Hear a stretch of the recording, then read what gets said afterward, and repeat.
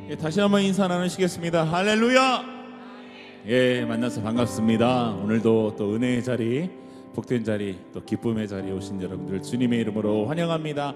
우리 전우자분 한번 쭉 바라보시면서요, 함께 우리의 눈에 사랑의 눈빛을 보내시면서 잘 오셨습니다.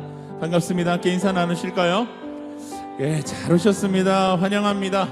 잘 오셨습니다. 귀한 날, 행복한 날 되시기를 소망합니다. 오늘도 우리가 주님의 제단 앞으로 함께 나아갑니다. 감사함으로 주님께서 기뻐하시는 그런 예배를 드리는 자리가 되었으면 좋겠습니다. 우리의 온 마음을 주님께 집중하시면서 우리 시선을 온전히 주님께만 두시면서 주님 기뻐하시는 예배가 될 수 있도록, 주님 기뻐하시는 거룩한 산제삼을 되도록 성령님이 인도하심을 함께 구하시면서 함께 나아가도록 하시겠습니다. 이 시간들을 힘차게 찬양하시면서 주님 앞으로 함께 나아갑니다. 함께 박수 치면서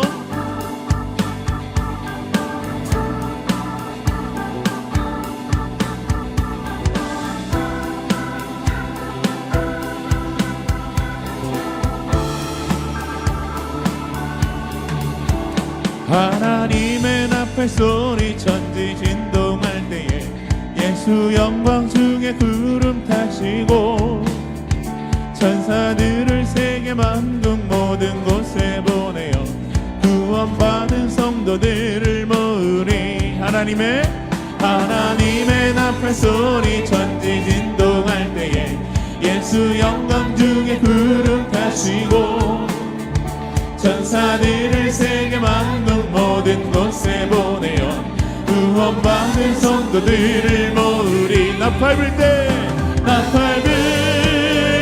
나의 이름, 나팔 불 때 나의 이름, 나팔 불 때 나의 이름 부를 때에 잔치 참여하겠네. 아멘.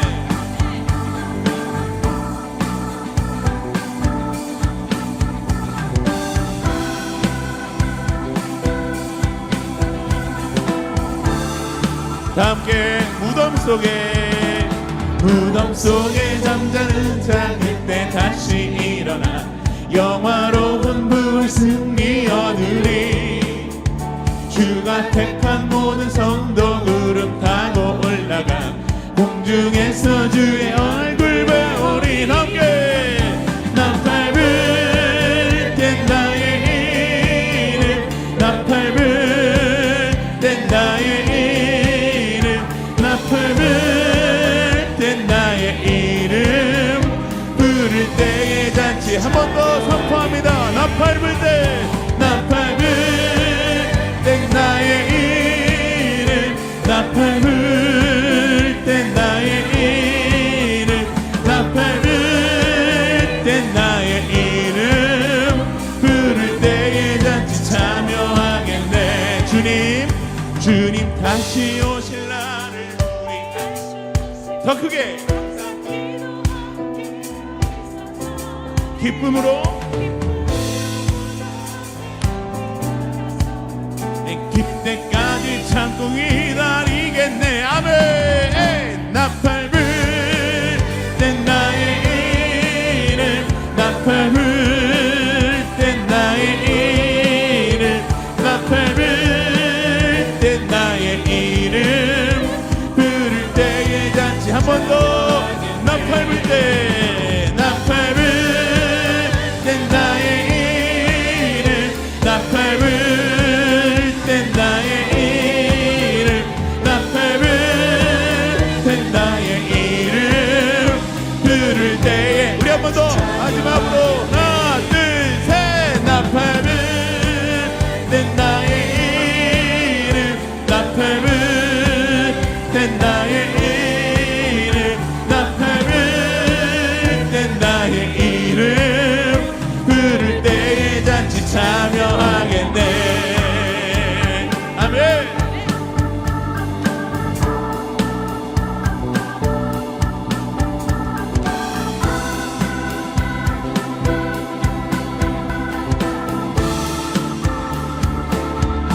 할렐루야. 우리 다시 오실 주님 앞에 감사와 영광의 박수를 함께 올려드리겠습니다. 주님 곧 다시 오실 것입니다. 할렐루야. 함께 박수 치면서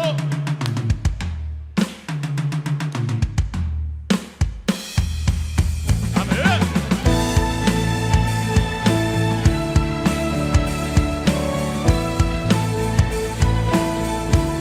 곧 오실 주님 앞에 다시 한번 믿음과 소망을 가지고 함께 선포하며 찬양합니다.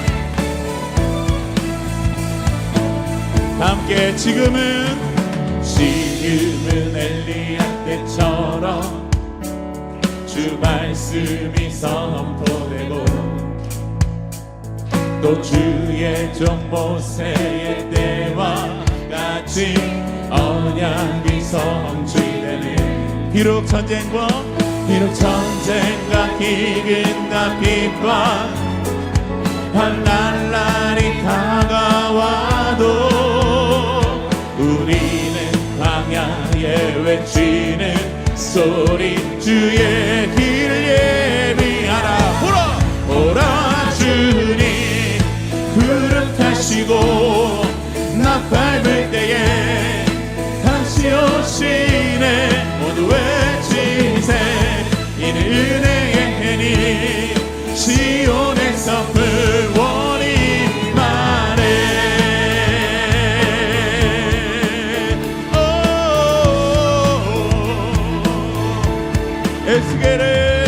에스겔의 환상처럼 마른 뼈가 살아나며 또 주의 종 다윗의 때와 예배가 회복될 것입니다. 아멘. 준수할 때가 이르러 들판을 이어졌네. 우리는 주수할 일꾼 되어 주 말씀을 선포하게. 보라 주님 구름 타시고 나 밟을 때에 다시 오시네.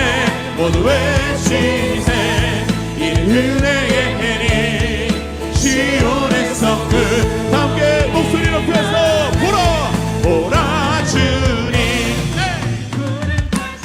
나 밟을 때에 아멘 외치세 이 은혜의 해니 시온에서 구원이 말해. 어제도 계셨고 오늘도 계시며 이제 곧 오실 어린 양 예수. 한 번 더. 어제도 계셨고 오늘도 계시며 이제 곧 오실 어린 양. 찬양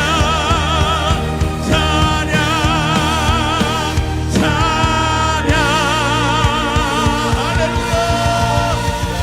다시 오실 주님을 찬양합니다. 마라나타 주 예수여 곧 오시옵소서. 할렐루야. 보라 주님 구름 타시고 나 밟을 때에 다시 오시네. 모두 외치세 이는 은혜의 해니 시온에서 구원이. 함께 오른손을 높이 들고 보라 주님 구름 타시고 나 밟을 때에 나의 주님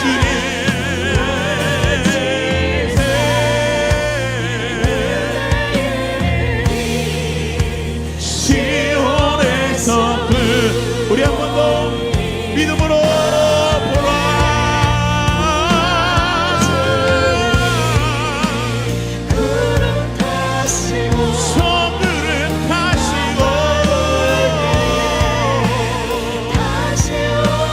주님 다시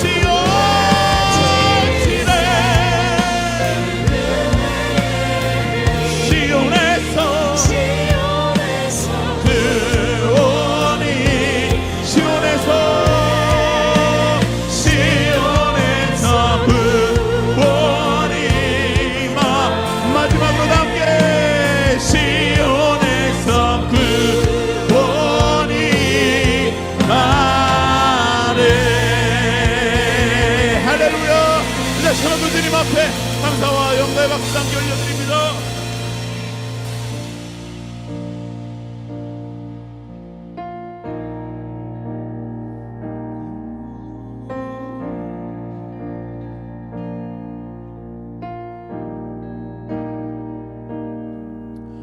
주님 다시 오실 때까지 나는 이 길을 가리라.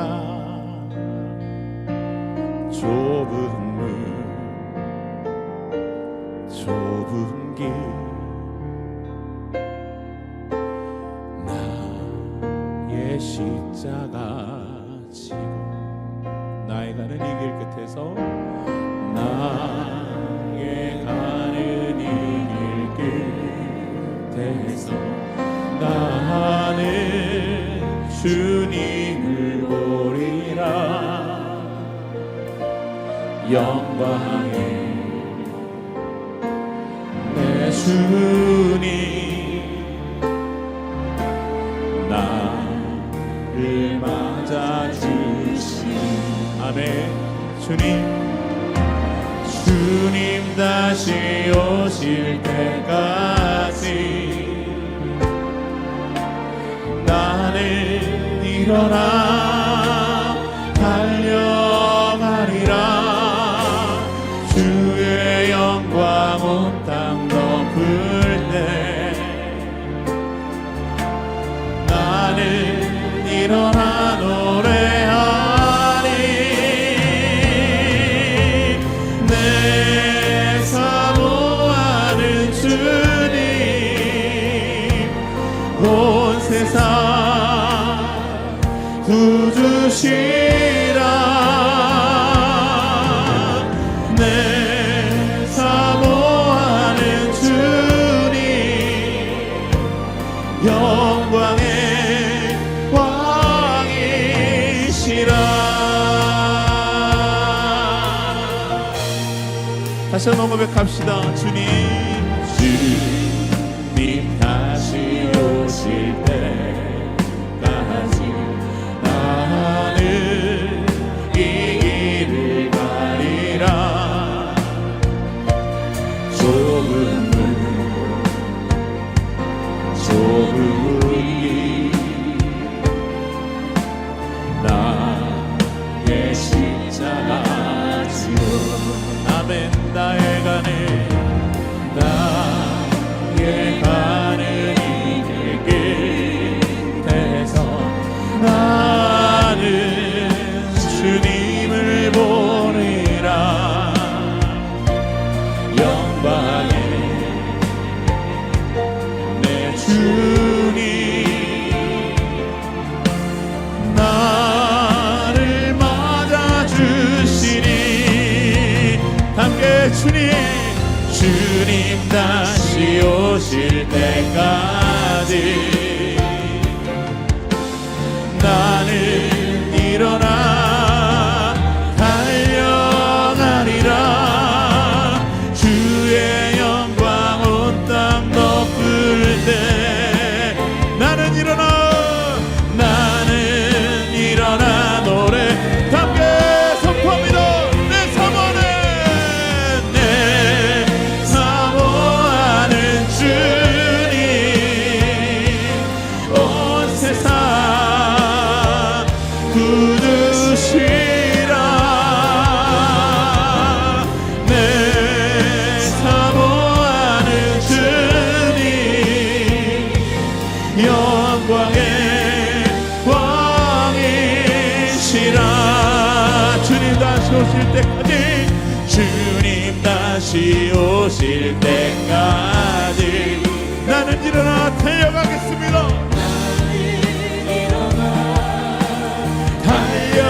달려가리라. 주의 영광 온 땅 덮을 때 함께 두 손을 높이 들고 나는 일어나 노래하리. 내 사모하는 주님 온 세상 구주시라.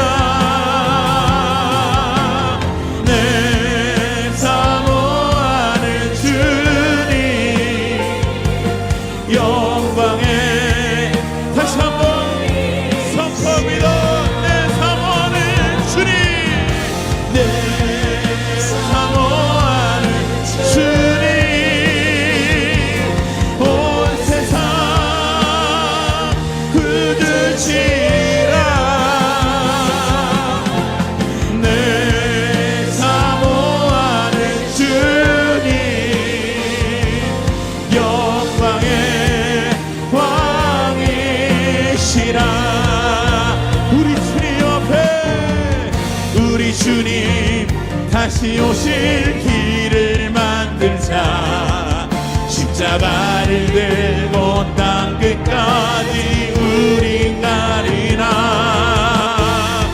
우리 주님 하늘 영광 온담 덮을 때 우리 땅 끝에서 주를 함께 마라나타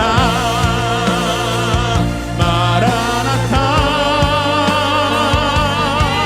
아멘. 주 예수여 오시옵소서. 마라나타 마라나타 아멘. 주 예수여 다시 한번 함께 두 손을 높이 들고 마라나타 마라나타 마라나타 아멘. 주 예수여 오시옵소서. 마라나타 마라나타 아멘 아멘. 주 예수여 오시옵소서. 아멘. 주 예수여 아멘. 주 예수여 오시옵소서. 아멘 아멘 아멘. 주 예수여 오시옵소서. 할렐루야. 마라나타 주 예수여 이 땅 가운데 곧 임하여 주시옵소서. 우리 더 큰 박수로 함께 영광 드리시겠습니다. 주님을 기다립니다. 이 시간을 함께 믿음으로 기도하며 다시 한번 주님 앞에 나아갑니다. 주님 이 땅 가운데 다시 오실 날을 우리가 모두 기도하며 기도합니다. 주님 우리가 주님 앞에 준비된 순결한 신부로 오늘 이 시간 우리가 주 앞에 나아갈 수 있도록 성령 하나님 도와주시옵소서. 우리 말씀으로 정결케 하시고 진리로 우리 영을 깨워 주시옵소서. 오늘 말씀을 전하시는 우리 담임 목사님들 가운데 성령으로 함께하여 주시옵소서. 함께 주여 한번 크게 외치고 함께 기도합니다. 주여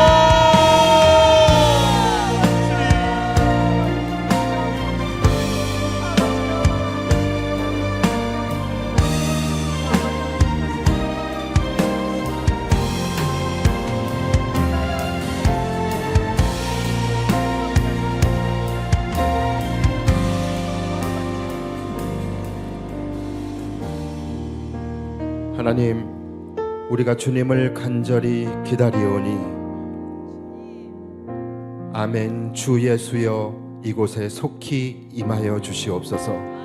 주님 다시 오실 그날을 우리가 날마다 사모함으로 우리의 믿음을 지키며 주님의 거룩한 그 십자가의 길을 온전히 걸어가게 하여 주시고 오늘 또한 우리가 주님을 간절히 사모하는 마음으로 주의 존전 앞으로 나아가오니 하나님 이곳에 임재하여 주셔서 우리의 예배를 받아주시고 우리를 주님의 은혜로 다스려 주시옵소서. 우리의 마음과 영이 하나가 되어 오직 주님만을 바라보기를 원하오니 하나님 우리의 영혼이 주님을 기뻐하며 찬미케 하여 주시고 우리 속에 있는 모든 것들이 오직 주님께만 영광 올려드리는 복된 예배 되게 하여 주옵소서. 오늘 이 예배를 통하여 우리에게 주의 뜻을 알게 하여 주시며 주의 길을 보여 주시옵소서. 네. 감사드리며 예수님의 이름으로 기도하옵나이다. 할렐루야. 네. 날씨가 많이 춥지요. 낮에는 그래도 괜찮은 것 같은데 이제 저녁이 되고 밤이 되면 기온이 뚝뚝 떨어지는 것 같습니다. 여러분 감기 안 걸리도록 건강에 유의하시기 바랍니다. 저는 그 유별나게 이 추위를 많이 타는 그 체질입니다. 그래서 겨울을 그렇게 썩 좋아하지 않아요. 예, 제가 지난주엔가 날씨가 추워서 덜덜 떨면서 제가 카페에 이제 내려가서 날씨가 왜 이렇게 춥냐 그랬어요. 그랬더니 우리 집사님 한 분이 저에게 이렇게 말씀을 하셨습니다. 겨울이니까요 라고.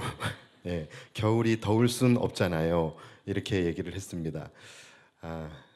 저도 티지만 예, 보통의 성도들 같으면 목사님 추우세요?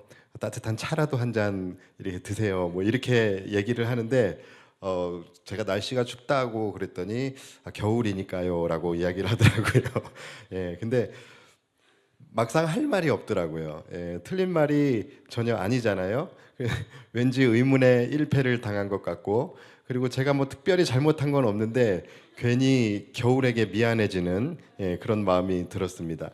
자, 그러니까 여러분, 날씨가 아무리 추워도 날씨가 왜 이렇게 춥냐, 뭐 요즘 사람들 하는 얘기로 날씨가 미쳤다, 여러분 이런 얘기 하지 마시기 바랍니다. 겨울이 들으면 섭섭해합니다. 겨울의 입장에서는 난 겨울이고 추운 게 당연한 건데, 추운 게 정상인 건데 왜 나보고 잘못했다 그러고, 왜 나보고 미쳤다 그러고, 왜 날씨가 왜 이러냐라고 그렇게 이야기하냐라고 하지 않겠습니까? 여러분, 겨울은 추운 게 정상이에요. 자, 그런데 날씨 외에도 많은 부분에서 많은 사람들이 정상과 비정상, 옳고 그름, 또는 미쳤다 안 미쳤다, 이것을 각자 자기 입장에서 자기 기준으로 판단을 하게 된다라는 것이죠. 차가 많으면 막히는 게 정상이에요. 그런데 차가 막힌다고 난리고, 짐이 많으면 무거운 게 정상이에요. 그런데 무겁다고 난리고, 떡볶이는 매운 게 정상이죠. 그런데 맵다고 난리. 이처럼 정상인 것인데, 정상인 것을 내 입장에서 바라보면서 비정상이라고 생각하게 되는 경우가 종종 있다라는 거예요. 우리 여기 어르신들 많이 계신데 좀 서글픈 이야기이긴 하지만, 나이가 들면 여기저기 아프고 고장나고 쑤시고 그런 게 정상입니다. 몸도 많이 쓰면 소진되는 게 정상이고, 또 오래 지나면 노후되는 게 정상인 거예요. 그래서 여러분, 우리는 항상 내 입장, 내 기준이 아닌 객관적인 시각으로서의 정상과 비정상을 우리가 판단할 수 있는 그런 습관이 길들여져야 됩니다. 연초이기 때문에 제가 요즘에 여러분들에게 드리는 말씀은 항상 올 한 해를 우리가 이제 시작하는 데 있어서 올 한 해 우리가 어떻게 좀 행복하고 평안하게 살아갈 수 있겠는가, 그러기 위해서 우리의 마음가짐이 어떠해야 하고 또 우리의 영적 세팅이 어떻게 이루어져야 할 것인가에 대한 그 부분에 제가 포인트를 맞춰서 말씀을 요즘에 준비를 하고 있는데요. 지난주에는 우리 원로 목사님께서 가장 중요한 믿음이라는 것에 대해서 너무 귀한 말씀을 우리에게 주셨고, 저는 오늘 이어서 바로 회복이라는 것에 대해서 말씀을 드리려고 합니다. 자, 오늘 말씀의 제목이 회복이에요. 자, 그런데 여러분, 회복이라는 것이 뭘까요? 회복이라는 것이 뭐예요? 말 그대로 정상인 상태로 돌아가는 것입니다. 그렇죠? 원래의 상태로 돌아가는 것, 다시 말해서 정상을 찾아가고 정상으로 돌아가는 것을 우리는 회복이라고 하는 거예요. 교회 안에서 회복이라는 말을 굉장히 많이 쓰는데, 우리는 회복이라고 하면 어떻게 생각을 하냐면 뭔가 개혁되어져야 하고 뭔가가 더해져야 하고 마치 우리의 삶에 뭔가가 진일보하는 그런 것을 우리가 회복이라고 생각할 수 있는데, 여러분, 그렇지 않습니다. 물론 결과적으로는 그것이 틀린 말이 아니에요. 그러나 우리가 회복되기 위해서 가장 먼저 이루어져야 할 것은 뭐냐면 바로 우리가 본질로 돌아가는 것입니다. 그래서 이 개혁이라는 것의 뜻이, 개혁이라는 것의 의미가 본질로 돌아가는 것이라고 한다면, 이 회복이라는 것의 의미는 정상으로, 원래의 상태로 돌아가는 것이라고 할 수 있는 것이죠. 여러분, 이 세상이 지금 정상입니까? 정상이 아닙니까? 뭐 세상까지 갈 것도 없어요. 여러분, 지금 우리나라가 정상입니까? 정상이 아닙니까? 우리나라는 지금 정상이 아니지요. 그런데 그냥 정상이 아닌 것이 아니라 저는 굉장히 위험한 상태라고 생각을 합니다. 왜냐하면 가장 정상적이어야 할 상식이 무너져 버렸기 때문에 그래요. 지금 이 나라는 정말로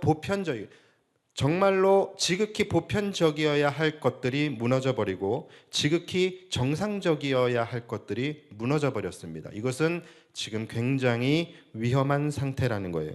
공평과 정의, 이런 것은 둘째치고 상식이 무너져 버리면 답이 없는 것입니다. 지금 우리나라가 정상일 수가 있겠습니까? 그렇다면 여러분, 지금 우리나라가 회복되어지기 위해서는 어떻게 해야 할까요? 지금 뭐 부정부패 또는 뭐 적폐청산 또는 무너진 경제 회복, 여러분 이것이 중요한 것이 아니라 상식부터 우리는 회복을 할 수 있어야 되는 것입니다. 그래야지만 우리나라가 회복될 수 있어요. 여러분, 그리고 이것은 우리의 삶에서도 마찬가지예요. 올 한 해 여러분들의 삶이 회복되어지기를 원하신다면 가장 먼저 우리 안에서 장착되어져야 할 마음의 세팅, 그것은 바로 정상과 비정상을 객관적으로 구분할 수 있어야 되는 거예요. 내 안에서 내 기준, 내 입장에서가 아니라 객관적인 기준으로서의 정상과 비정상이 무엇인지를 먼저 판단할 수 있는 그러한 능력이 우리에게 있어야 된다는 거예요. 지금 너무나도 많은 사람들이요, 정상임에도 불구하고 그것이 내 기준에서 불편하면 이것을 비정상이라고 치부해버립니다.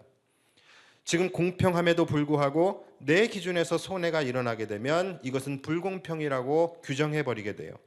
그리고 아무리 악한 것이라 할지라도 나에게 유익이 되고 또는 내가 지지하고 있으면 그것을 선하다고 규정해버리는 그런 일들이 우리의 삶에서 또 우리나라에서 얼마나 많이 일어나고 있는지 몰라요. 바로 객관성이 결여되어져 버린 거예요. 예전에는 그래도 이거는 아니지, 그래도 아닌 건 아닌 거야, 잘못된 건 잘못된 거야 라고 하면 예전에는 수용했습니다. 그런데 지금은 전혀 수용하지 않아요. 입은 삐뚤어져도 말은 바로 해야지. 이제 이런 말이 무색합니다. 입도 삐뚤어지고 마음도 삐뚤어지고 말도 삐뚤어졌는데 우리는 그것을 수용합니다. 여러분, 이것은 객관성이 결여되고 상식이 무너져 버린 상태가 된 거예요. 여러분, 우리는 이것을 경계할 수 있어야 합니다. 그래서 객관적인 기준에서의 선과 악이 무엇인지, 그리고 객관적인 기준에서의 옳고 그름이 무엇인지, 객관적인 기준에서의 정상과 비정상이 무엇인지, 이것을 판단할 수 있는 능력은 올해 우리에게 너무나도 중요한 부분입니다. 나에게는 비정상인 것처럼 보이고 나에게는 불공정한 것처럼 보이고 또 나에게는 이것이 악인 것처럼 보여도 이것이 내 입장에서 그런 것이지 객관적인 기준으로 볼 때는 정상이고 공정하고 선한 것일 수도 있다는 것을 우리는 기억해야 합니다. 그리고 이것은 우리의 삶 속에서의 인간관계에서도 마찬가지예요.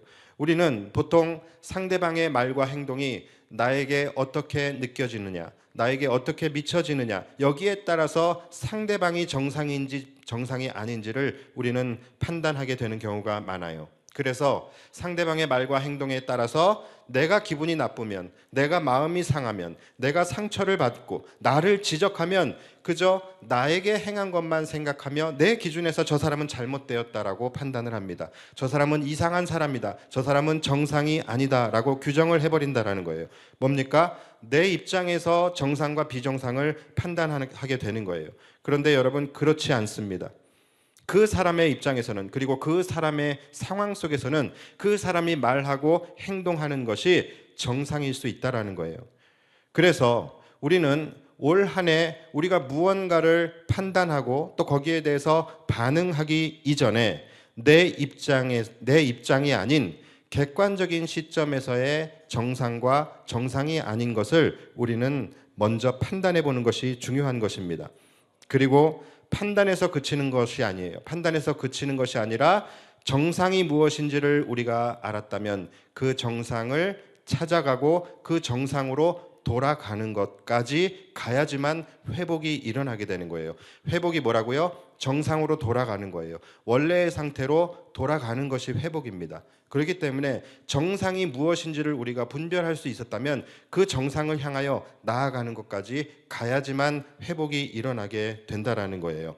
그래서 나는 기분이 나쁘지만, 나는 기분이 나쁘고 나는 마음이 상하고 나는 상처받았다 할지라도 저 사람의 말과 행동을 객관적으로 판단했을 때 저 사람의 입장에서는 저렇게 반응하는 것이 정상이다라는 판단이 서게 되면 우리는 그 사람을 인정해주고 이해해주고 수용해주는 것이 중요하다라는 거예요. 그럴 때에 관계의 회복이라는 것이 일어날 수 있게 되는 거예요. 여러분, 정상이 무엇이냐, 이것이 정상이냐 비정상이냐, 이것을 판단하는 것은 우리의 삶에서 굉장히 중요한 부분이에요. 이것에 따라서 우리의 삶이 평안할 수도 있고 불안할 수도 있는 것입니다. 이것에 따라서 우리의 삶이 성공할 수도 있고 실패할 수도 있는 거예요. 제가 시간이 날 때마다 이 유튜브를 저는 여행 유튜브를 즐겨 봅니다. 제가 목양실에만 갇혀 있기 때문에 그것을 통해서라도 세계를 이렇게 보는 것을 좋아해요. 그런데 그 중에서도 막 럭셔리하게 호화스러운 여행은 저는 보지 않아요. 어떤 걸 보냐면 이 오토바이를 타고서 아주 허름한 스쿠터를 타고서 전 세계를 이렇게 돌아다니는 그런 여행 유튜브를 제가 좀 즐겨 보는데 보면은 그 안에 세상이 들어가 있어요. 보면은 이제 너무나 열악한 환경 속에서 그 조그만 스쿠터에다가 텐트도 싣고 짐도 싣고 막 이렇게 싣고서 그냥 이렇게 다니는 거예요. 잠도 노지에서 텐트를 치고 자고 그렇게 하면서 이제 여행을 하는 거예요. 그런데 여러분 그렇게 여행을 하다 보면은 얼마나 많은 변수가 일어나게 됩니까? 여행을 계획은 세우겠지만 그 계획대로 절대로 이게 이루어지지가 않아요. 수많은 변수들을 만나게 됩니다. 그 중에서는 뭐 도둑을 만나기도 하고 강도를 만나기도 하고 가다가 어떤 문제가 생겨서 타이어가 펑크나서 정말 허허벌판에서 이도 저도 못하는 그런 상황도 만나게 되고 여러 가지 어려운 상황들을 만나게 돼요. 그런데 그때마다 이 여행 유튜브가 하는 반응이 뭔지 아십니까? 그럴 수 있어요. 그럴 수 있어. 이것을 비정상으로 받아들이는 것이 아니라 내 계획대로는 되지 않았지만 이런 상황 얼마든지 일어날 수 있어. 그럴 수 있어 라고 이야기를 하면서 그런 상황들을 이겨냅니다. 그런데 그것뿐만이 아니라 모든 여행 유튜버들은 다 그래요.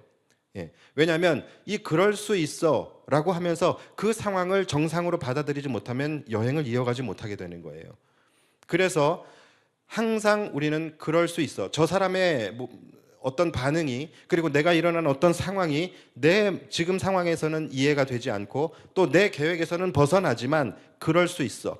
이것은 정상이야 라고 생각하면서 받아들일 때 우리의 삶은 평안할 수 있고 그것을 이겨낼 수 있는 것입니다. 그래서 항상 이것이 정상이냐 비정상이냐를 우리가 객관적으로 판단할 수 있는 능력은 우리에게 굉장히 중요한 부분이에요. 자, 오늘 본문을 보시면 예수님께서 한 마을에 들어가세요. 한 마을에 들어가셨는데 마르다라고 하는 여자가 예수님을 자기 집으로 초청을 합니다. 그래서 예수님께서 그 집에 들어가시게 돼요. 자, 그러니까 예수님께서 오셨으니까 이 마르다의 마음이 분주해지기 시작을 한 거예요. 야, 예수님에게 뭔가 좋은 것을 대접해 드려야 되는데 예수님이 무슨 음식을 좋아하실까? 이 음식을 맛있게 드셔줘야 될 텐데 라는 생각으로 예수님을 대접하기 위해서 그가 분주하게 많은 이제 일들을 하고 있었어요. 자, 그런데 이 마르다에게 마리아라고 하는 동생이 있었습니다. 근데 이 동생이 좀 언니를 좀 도와야지. 언니를 좀 도와가지고서 좀 같이 거들어서 예수님을 대접하는데 함께 좀 힘을 모아주면은 좋겠는데 이 동생 마리아는 그저 예수님의 발치에 앉아가지고서 예수님의 말씀하시는 것만 듣고 있는 거예요.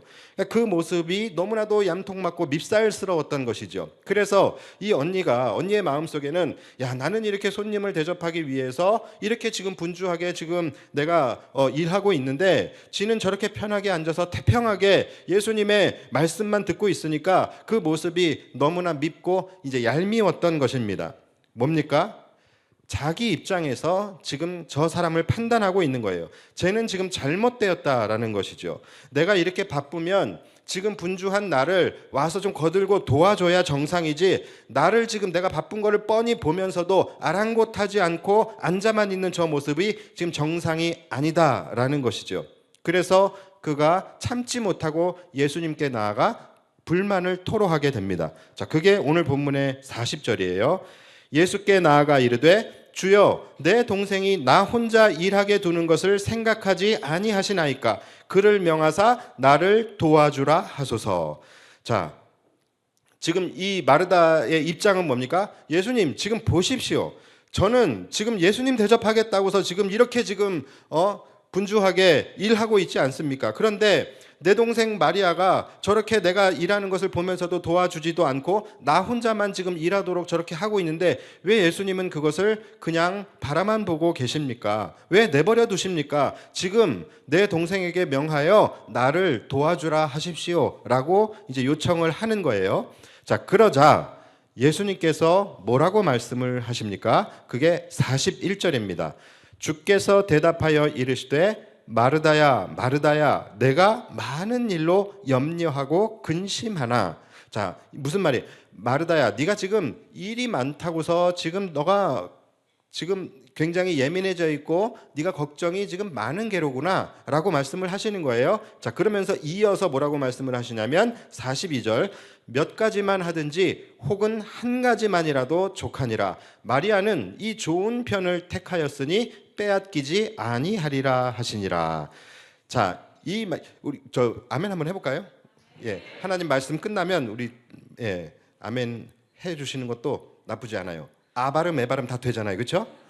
자, 이 말씀이 사실은 몇 가지만 하든지 혹은 한 가지만이라도 족하니라. 이 말씀이 되게 해석하기가 힘들어요. 왜 이렇게 저 해석을 했는지는 모르겠는데, 그래서 이 말씀을 다른 번역본 우리말 성경으로 보면은 이렇게 되어 있습니다.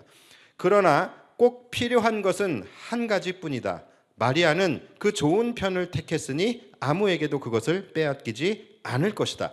자, 그리고 새번역 성경도 한번 볼게요. 새번역 성경. 그러나 주님의 일은 많지 않거나 하나뿐이다. 마리아는 좋은 몫을 택하였다. 그러니 아무도 그것을 그에게서 빼앗지 못할 것이다. 자, 그러니까 여러분 정리하면 어떻게 됩니까?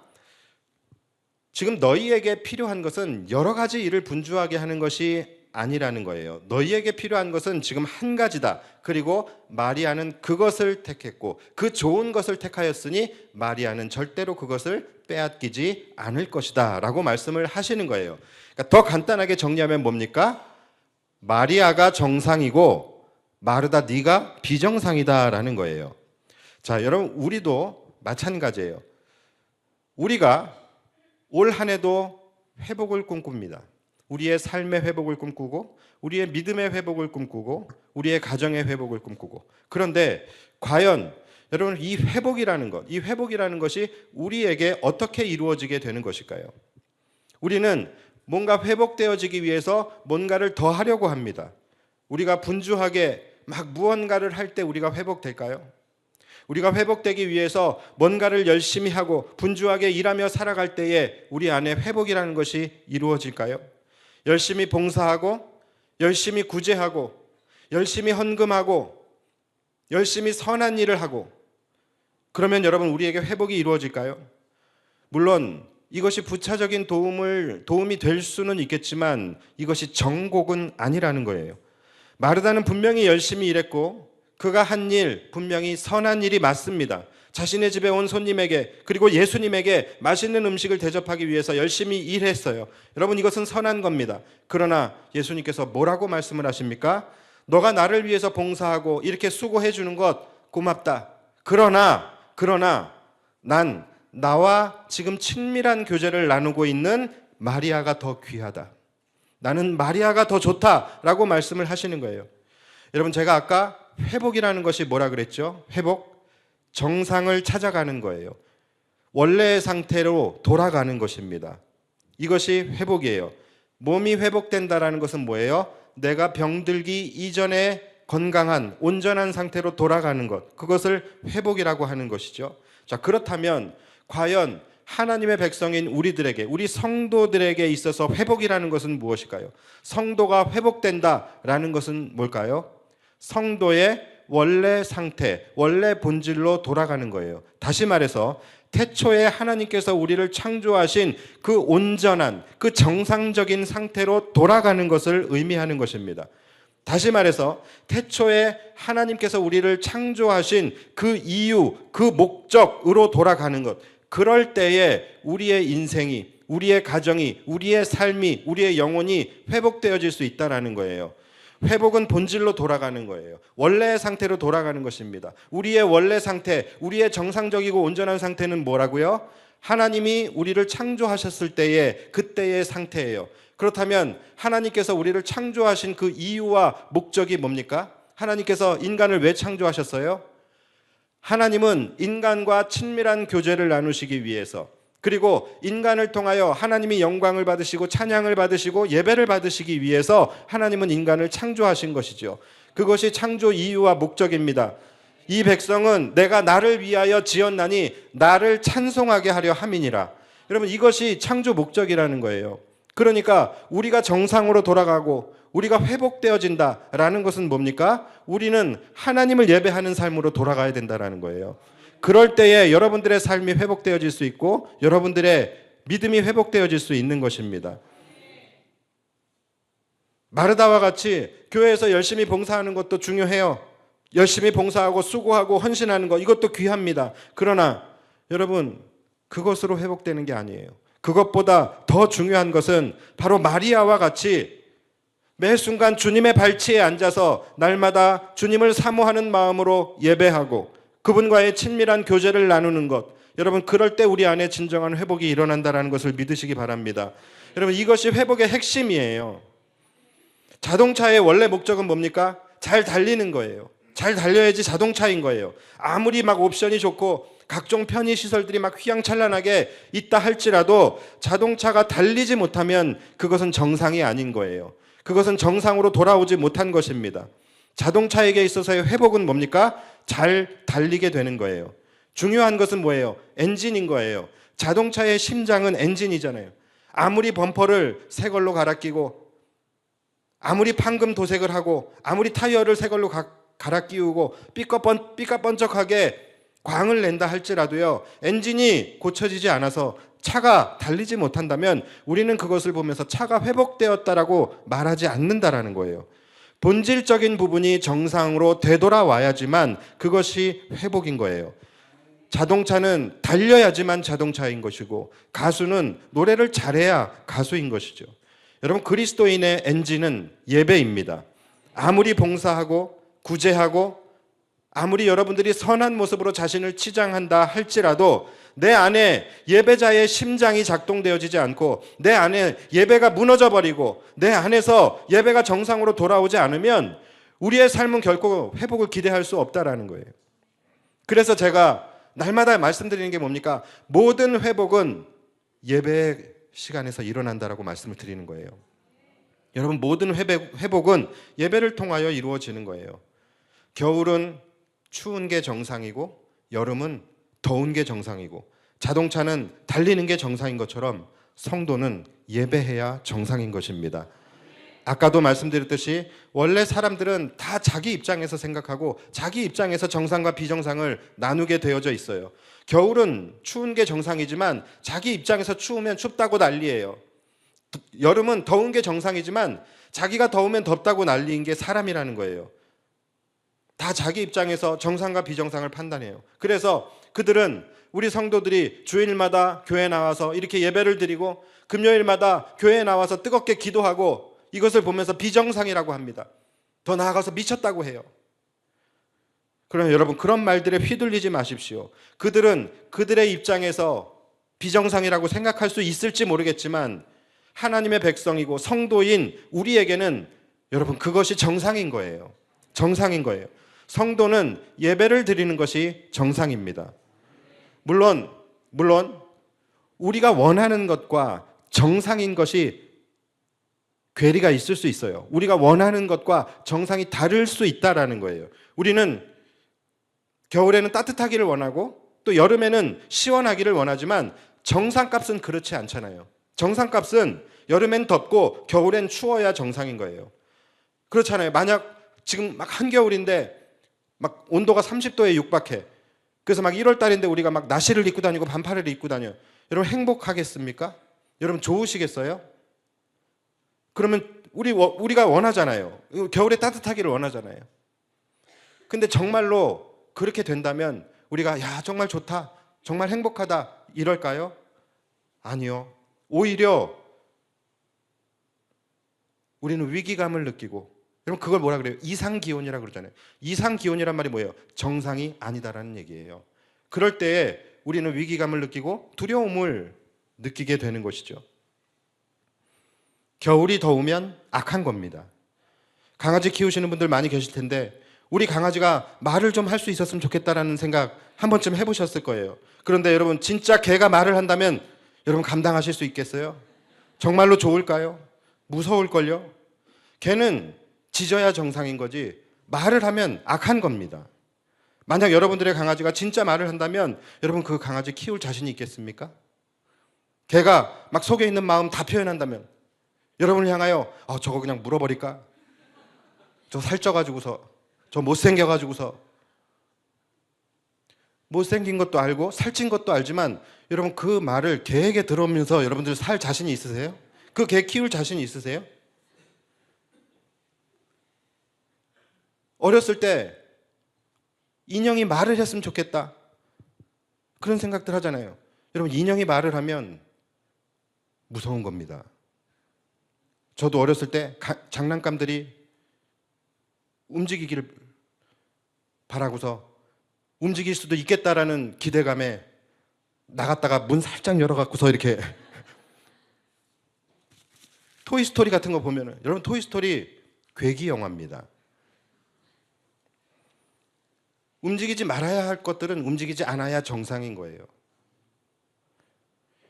우리가 원하는 것과 정상인 것은 다를 수 있다는 거예요. 우리는 주일에 놀고 싶고 금요일에 좀 쉬고 싶고 그럴 수 있어요. 그러나 정작 여러분들이 정말로 그렇게 한다면, 주일에 놀고 금요일에 쉬고 그렇게 예배를 범하고 있다면 여러분 정말 마음이 편할까요?